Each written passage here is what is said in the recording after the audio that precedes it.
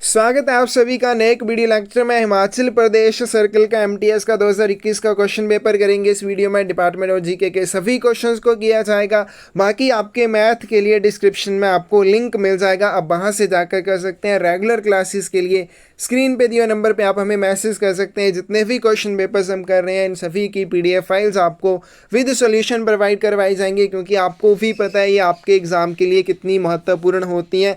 आप ये करके जाते हैं, बहुत ज़्यादा ही हेल्प करती हैं एग्ज़ाम में, तो ज़रूर आप इनको करके जाइए और आपकी तैयारी देखना बहुत अच्छे से हो जाती है। तो चलिए शुरू करते हैं आज की वीडियो का। फर्स्ट क्वेश्चन है आपके पास, at present what is the rate of interest on senior citizen saving scheme SCSS, जो वरिष्ठ नागरिक बचत योजना का खाता होता है, उसके ऊपर ब्याज दर कितनी है? क्योंकि ये चेंज होती रहती है एग्जाम से पहले, ज़रूर इसको देख के जाना। जो मैं यहाँ पे बता रहा हूँ भाई इसको फॉलो मत करते रहना, ठीक है। एग्जाम से पहले चेंज होती है तो उसको देख के आपको जाना है।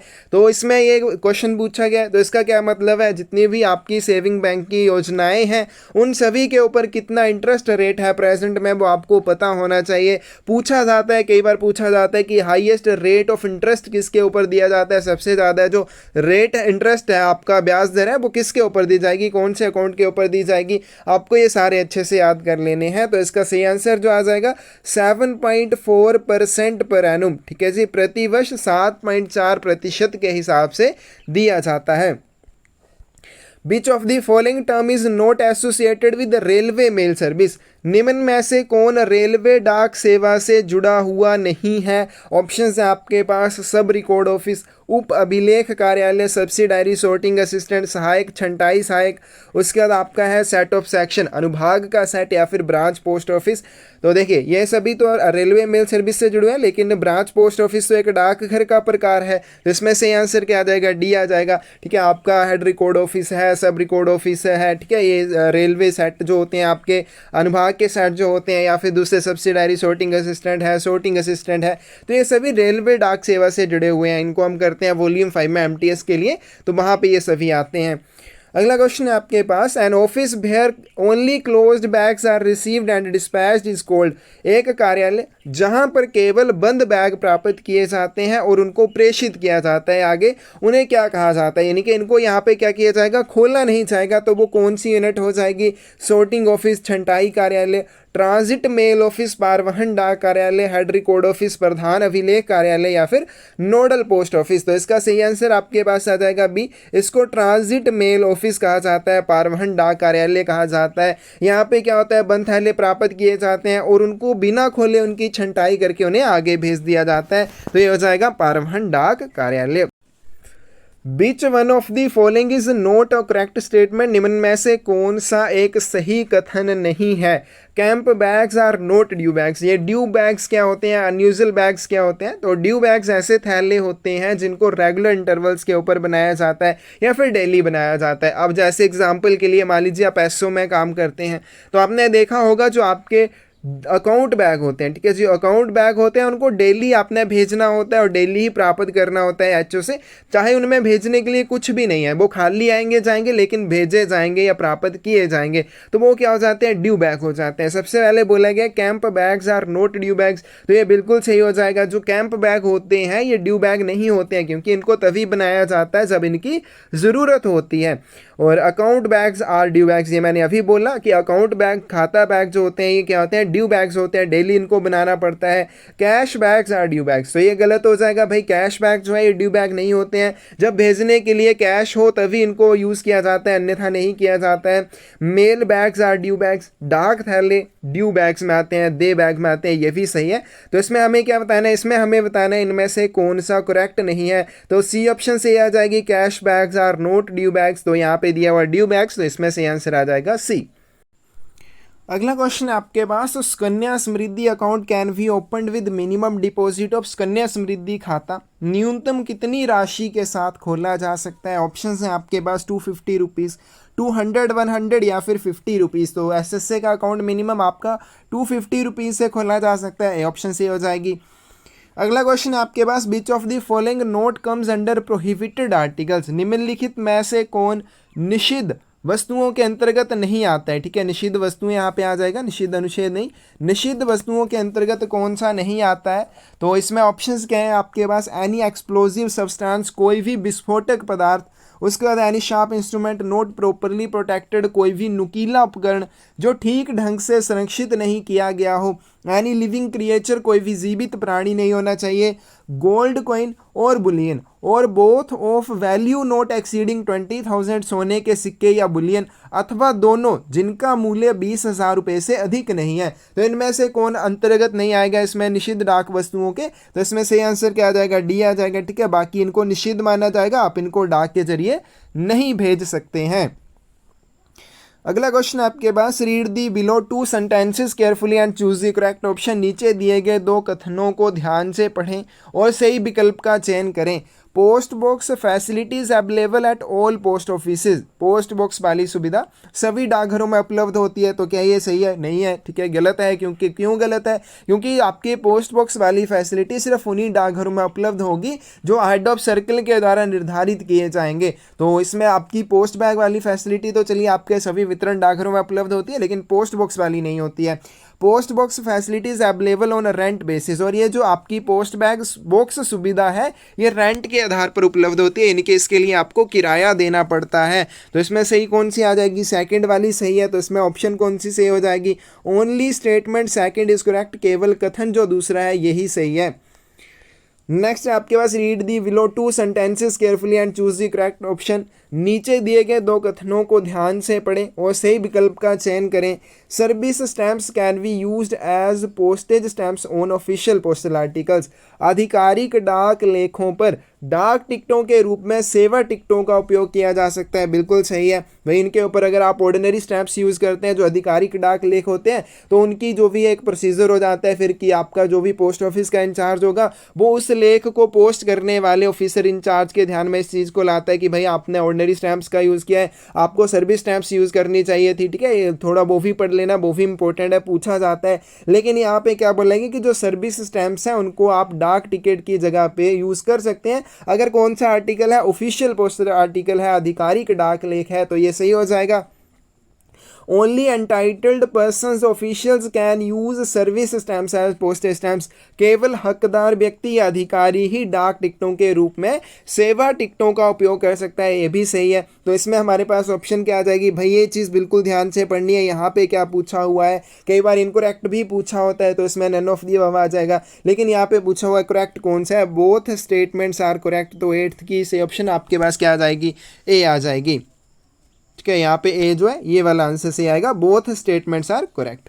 अगला क्वेश्चन आपके पास, for international articles address should be written in which letters, अंतर्राष्ट्रीय लेखों पर पता जो है वो किन अक्षरों में लिखा जाना चाहिए, ठीक है। तो इसमें ऑप्शंस आपके पास देवनागरी, रोमन, अरबिक या फिर मैडरिन। तो इसमें से आंसर क्या आ जाएगा, आपके जो अंतर्राष्ट्रीय लेख होते हैं उनके ऊपर आर्टिकल के ऊपर जो एड्रेस लिखा जाता है Roman letters and Arabic figures में लिखा जाता है। तो यहाँ पे रोमन क्या हो जाएंगे, लेटर्स हो जाएंगे, तो लेटर्स आ गए, यहाँ पे इसका सही आंसर आ जाएगा B. Ideally stamps should be affixed on which area of the address side of the envelope, आदर्श रूप से डाक टिकट लिफाफे के पते की ओर कि किस क्षेत्र में चिपकाई जानी चाहिए। तो ये पते की साइड कौन सी हो जाती है, जिस साइड के ऊपर गंतव्य का पता लिखा हुआ है, गंतव्य का मतलब जहाँ से लेख का वितरण होना है उस जगह का जहाँ पे पता लिखा हुआ है, यानी कि एड्रेसी का जो एड्रेस लिखा हुआ है उस साइड को क्या कहा जाता है, उस लेख का आप कह सकते हैं फ्रंट साइड कह सकते हैं, एड्रेस साइड कह सकते हैं, या फेस कहा जाता है, मुख कहा जाता है, तो उनको कुछ भी कहा जा सकता है। तो उस साइड में जो आप डाक टिकट चिपकाएंगे वो किस कोने में चिपकाए जाने चाहिए, लेफ्ट हैंड टॉप कॉर्नर के ऊपर, राइट हैंड टॉप कॉर्नर के ऊपर, लेफ्ट हैंड बॉटम कॉर्नर या फिर राइट हैंड बॉटम कॉर्नर। तो 10th की सही ऑप्शन आपके पास आ जाएगी भी, राइट हैंड टॉप कॉर्नर के ऊपर, दाहिने हाथ के ऊपरी कोने में इनको चिपकाया जाना चाहिए, बी ऑप्शन से आ जाएगी।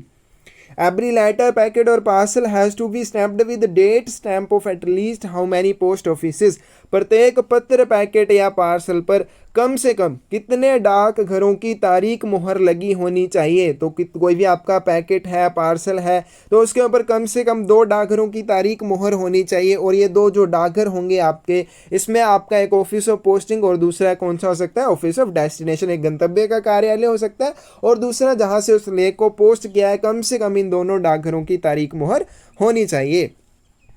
The need of flat lists and stamp collectors from overseas is catered by which flat leak bureau। जो फ्लैट लीक के विदेशी ऑर्डर होते हैं उनको कहाँ पर निष्पादित किया जाता है। ऑप्शन है flat leak bureau Mumbai GPO, flat leak bureau Nagpur GPO bureau, या फिर चेन्नई जीपीओ, या फिर न्यू दिल्ली जीपीओ। तो इनको कहाँ पे, मुंबई जीपीओ में निष्पादित किया जाता है। ठीक है, फ्लैट लीक के जितने भी विदेशी ऑर्डर होंगे उनको डाक टिकट ब्यूरो मुंबई जीपीओ में निष्पादित किया जाता है। इसमें से आंसर आ जाएगा ए।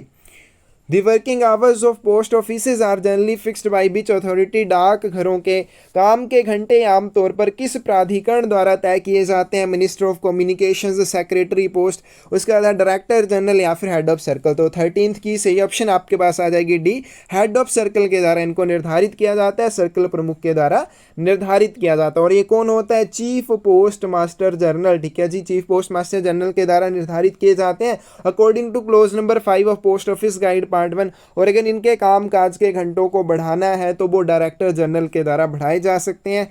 तो ये 3-4 पॉइंट है जो बार बार पूछे जाते हैं, अच्छे से इनको ध्यान में रखना है भाई, ये भूलना नहीं है। और साथ में यहाँ पे जो इंपॉर्टेंट और चीज़ कि अगर पूछा होता the working of post office, ठीक है, the working of night post office are generally fixed by. अगर अकेला यह पूछा हो जाए कि working hours of night post office, अगर यहाँ पे पोस्ट ऑफिस की जगह नाइट पोस्ट ऑफिस आ जाए तो उनके कामकाज के घंटे भी हेड ऑफ सर्कल के द्वारा ही निर्धारित किए जाते हैं। लेकिन अगर पूछा जाए उनको एक्सटेंड कौन कर सकता है, डायरेक्टर जनरल आ जाएगा। लेकिन अगर पूछा जाए दी working of night post office, ठीक है, आवर्स नहीं पूछा गया और सिर्फ पूछा गया the working of night post office are generally fixed by, तो किसके द्वारा वो निर्धारित किया जाता है, वो भी डायरेक्टर जनरल के द्वारा निर्धारित किया जाता है।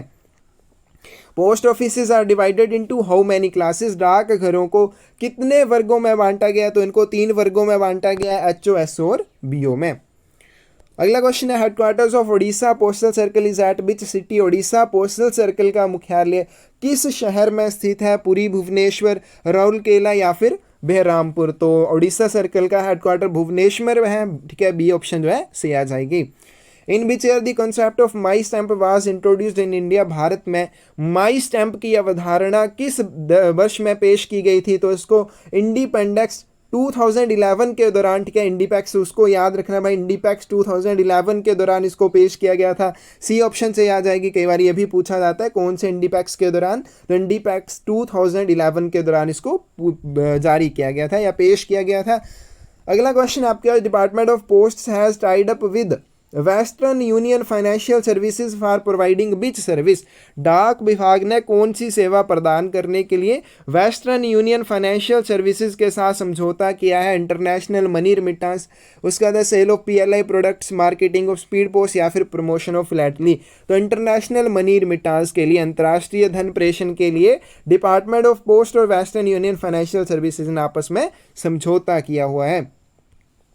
Rural postal life insurance is introduced in which year. ग्रामीण डाक जीवन बीमा किस वर्ष शुरू किया गया था, 1992, 1993, 94 या फिर 1995 में। इसका सही आंसर आ जाएगा डी, 1995, 1995 में किया गया था। और इसमें दूसरा जो पीएलआई का मोस्टली पूछा जाता है 1 फरवरी 1884, उसको महिला एम्प्लॉयज़ के लिए कब बढ़ाया गया, या फिर आपका दूसरा टेलीकॉम डिपार्टमेंट के लिए कब बढ़ाया गया, वो भी क्वेश्चन पूछे जाते हैं, उनको भी पढ़ लेना।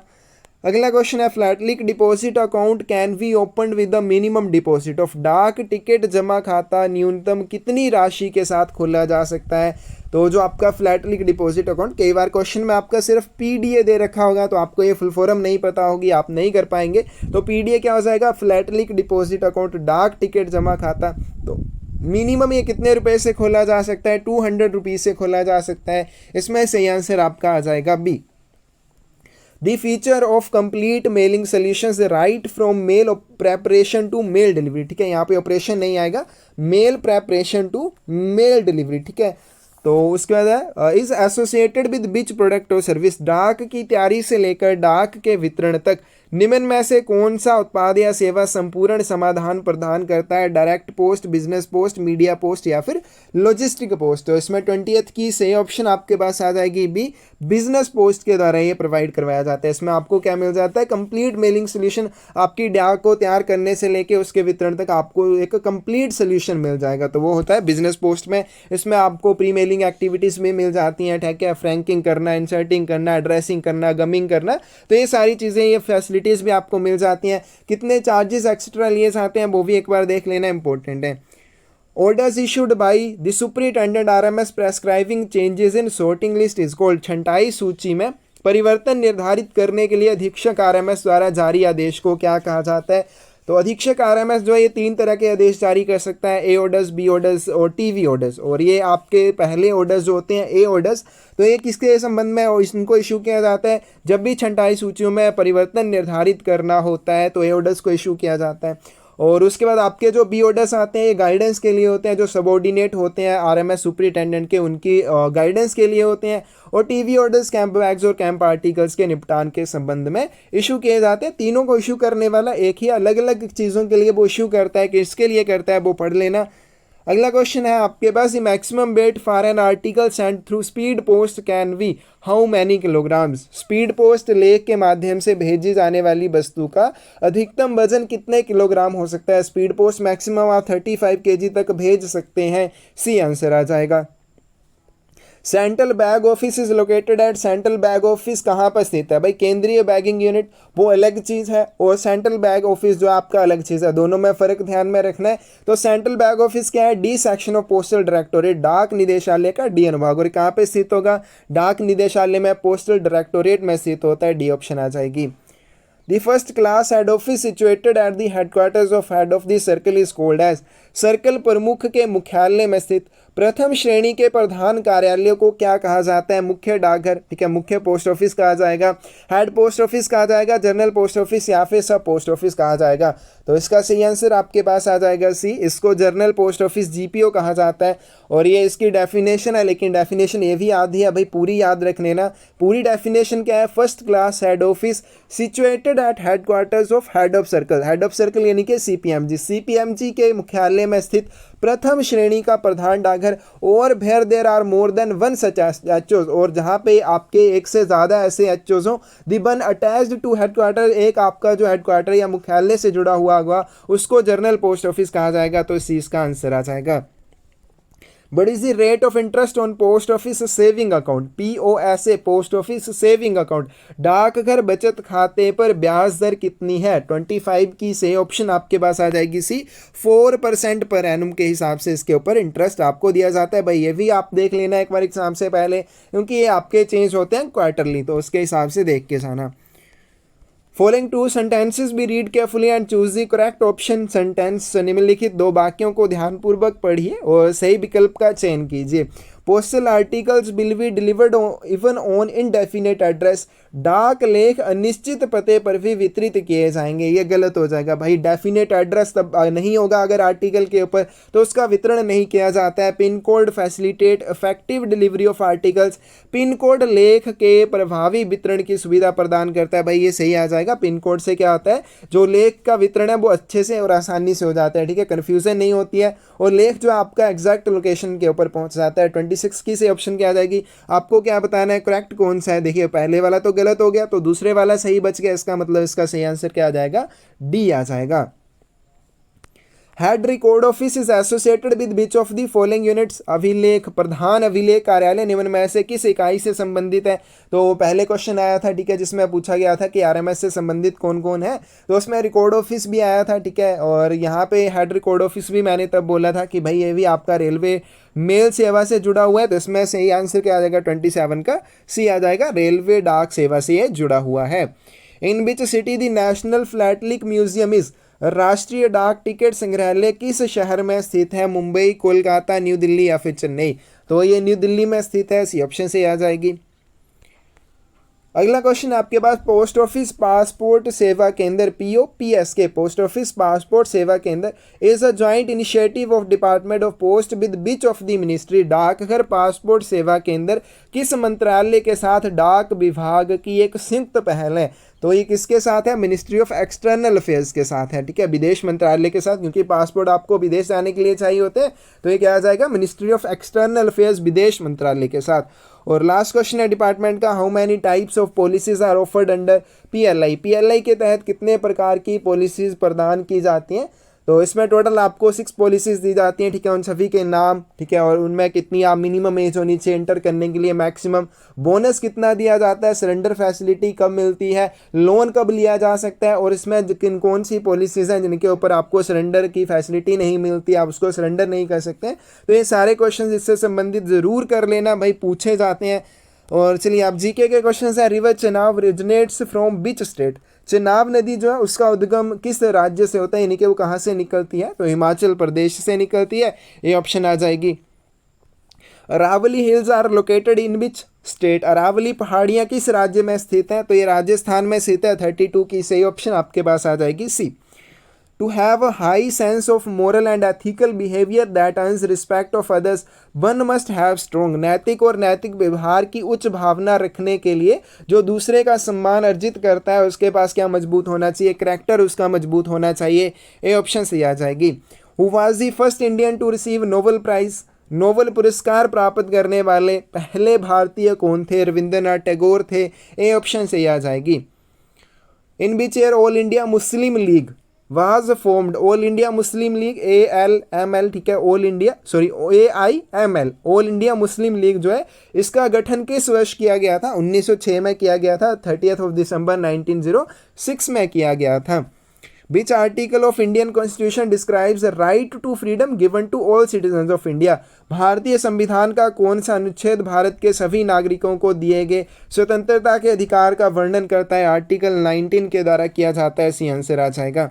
दी फेमस ट्राइयो ऑफ लाल बाल पाल इज एसोसिएटेड विद, लाल बाल पाल की प्रसिद्ध तिकड़ी का संबंध किससे है, तो ये फ्रीडम स्ट्रगल से है, तो इसमें क्या आ जाएगा, जो लाल बाल पाल है इनका कुछ मतलब है लाला लाजपत राय, बाल का बाल गंगाधर तिलक, और पाल किसके आ जाता है, बिपिन चंद्र पाल का, तो इनका संबंध है फ्रीडम स्ट्रगल से, क्योंकि ये भारतीय स्वतंत्रता संग्राम के सेनानी थे। अगला है आपके पास, Indian classical dance Bharatanatyam has its roots in which state, भारतीय शास्त्रीय नृत्य भरतनाट्यम की जड़ें किस राज्य में है, तो आपका भरतनाट्यम जो है तमिलनाडु से जुड़ा हुआ है, तो इसमें से आंसर 38 का आ जाएगा C. During freedom struggle of India which among the following movements started with Dandi march, भारत के स्वतंत्रता संग्राम के दौरान निम्न में से किस आंदोलन की शुरुआत दांडी मार्च से हुई थी, तो नो सिविल डिसओबीडियंस मूवमेंट, तो इसमें क्या आ जाएगा, सविनय अवज्ञा आंदोलन, 39 की ऑप्शन डी हो जाएगी। और लास्ट क्वेश्चन आज की वीडियो का, national sports day is celebrated on which day, राष्ट्रीय खेल दिवस किस दिन मनाया जाता है, 29 अगस्त को मनाया जाता है, डी आंसर आ जाएगा। तो ये था हिमाचल प्रदेश सर्कल का भाई बहुत ही आसान क्वेश्चन पेपर था, जिन्होंने बहुत ज़्यादा मेहनत की होती है उनको ऐसे क्वेश्चन पेपर्स देख के दुख बहुत होता है, क्योंकि भाई उन्होंने जो तैयारी कर रखी होती है उसके हिसाब से इस तरह के क्वेश्चन जीरो होते हैं। क्योंकि अब जीके के लिए चलो हम कर लेते हैं कि इंपॉर्टेंट क्वेश्चन हमने कर लिए, क्योंकि ब्रॉड एक सिलेबस होता है जीके का, तो उसको कवर भी कैसे करना है, लेकिन इसमें डिपार्टमेंट की वो इतनी अच्छे से तैयारी करते हैं कि भाई 30 में से 30 लेके आने, लेकिन इस तरह के क्वेश्चन पेपर में तो सभी लेके आ जाएंगे, फिर उनको प्रॉब्लम होती है। तो भाई क्या